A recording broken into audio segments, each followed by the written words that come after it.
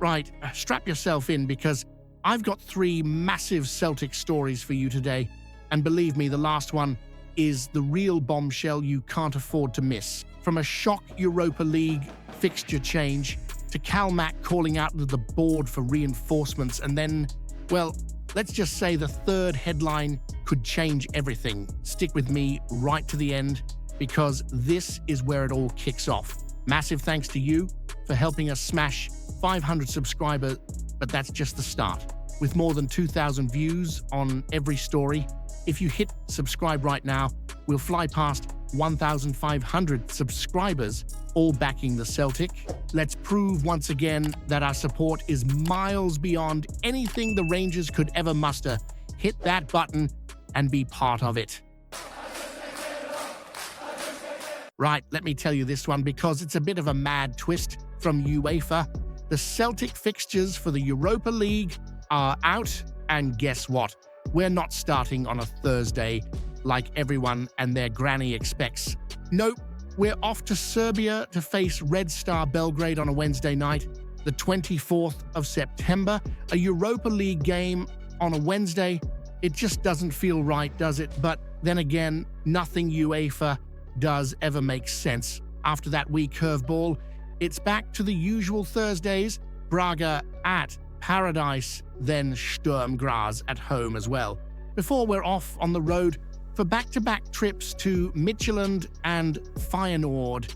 And let's not pretend those will be easy, but we've been through worse storms in Glasgow.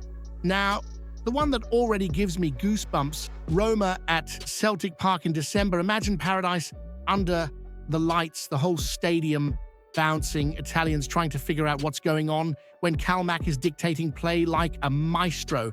That's a European night to circle on the calendar, my friend. Then, to wrap things up, Bologna away in January, where I expect more Celtic fans in the stands than home supporters, and Utrecht at Paradise to close the group. A proper mix of glamour ties and tough away days, but that's European football. Here's what I want to ask you, though. With the Reds across the city barely able to survive their own meltdowns, do you think Celtic should actually fancy a proper deep run in this Europa League, or should the main focus stay on the league and putting those Ibrox Blues back in their box where they belong? Hit that subscribe button. Lads, let's giant loldy till we hit 1,500 mad Celtic dafts. Calmac has spoken, and when the skipper talks, you know it's not just noise, it's the heartbeat of Celtic telling it straight. Ahead of the first Glasgow Derby, he's made it crystal clear. This squad still needs bodies in before the window slams shut. No sugarcoating, no dancing around it. We need players, and we need them now. A couple of new faces have come through the door. But Calmac knows that's not enough if we're serious about chasing trophies on all fronts. He's basically telling the board to get their act together because what happens in these last few days of the window could define the entire season. And he's spot on, isn't he? If we strengthen now, we can bury the frustration of that Champions League exit and really kick on. You can feel it in his words. There's disappointment there, of course, but more than anything, there's determination. He's drawing a line under Kairat, telling every player to reset, regroup, and go all in for what's ahead.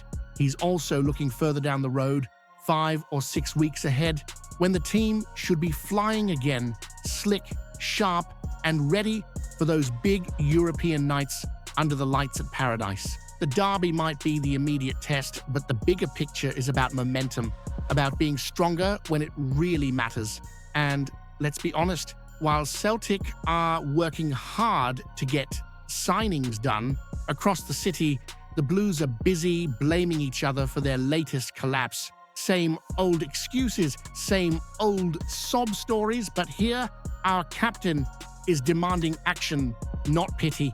So here's the big question for you. If the board fails to bring in the quality Calmac is calling for, do you think it's on them if we slip up later in the season, or should the players already here be enough to put those Ibrox Blues back in their box? Hit hit that subscribe button, lads. Let's guy it, laldy, till we hit 1,500 mad Celtic dafts. Well, here we go again. Just before a Glasgow Derby at Ibrox, Brendan Rodgers has confirmed what we were all dreading. Adam Idah is basically out the door, heading to Swansea, a lad who scored massive goals against the Blues, a proper thorn in their side, and we don't even have him on the bench today. Talk about timing, eh? Rodgers was calm about it, saying the deal's very close, but not quite done, which is why Idah wasn't named in the squad. He made it clear, as much as you'd always want a striker like him available, there's no point pretending. He's gone. And the gaffer's message was simple: focus on the players that are here. Now, Idah leaving isn't just about losing a forward, is it? It's about losing a proven derby weapon. He's been the lad to step up in the big moments against Rangers, the type of player who doesn't shrink when the pressure's on. To not even have the option of him today, that stings. It also shines a big spotlight on this transfer window, doesn't it? Fans are already frustrated, already questioning whether the board's doing enough, and now a player who's delivered when it really matters is on his way out before reinforcements are in. So the question I've got for you is this: do you think letting Idah go at this point, right before the derby, is a massive mistake from the club, or do you trust Rodgers to get the best out of the squad without him? Hit that subscribe button, lads. Let's jay it. Loady till we hit 1,500 mad Celtic dafts.